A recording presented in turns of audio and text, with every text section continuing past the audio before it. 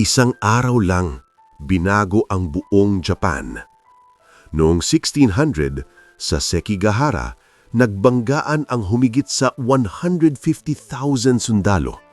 Sa loob ng isang araw, napagdesisyonan ang kapalaran ng bansa. Ang nanalo, si Tokugawa Ieyasu, na nagdala ng mahigit 250 years ng kapayapaan sa Japan. Pero ito ang hindi napapansin. Hindi siya ang pinakamagaling na warrior. Hindi siya ang pinaka-charismatic. Maraming mas malakas at mas sikat sa kanya. Pero sila, nawala.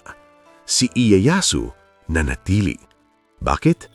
Hindi siya nagmadali. Hindi siya sumabay sa short-term power. Habang ang iba agresibo ngayon, siya strategic sa long game. Gumugol siya ng 30 years para sa isang araw ng panalo. Lesson? Hindi lahat ng tagumpay ay mabilis. Minsan, ang tunay na laban ay patience at timing. Ikaw, kaya mo bang maghintay at magtiis upang makuha mo ang tagumpay? React if this hit you. Follow for more mindset and discipline content.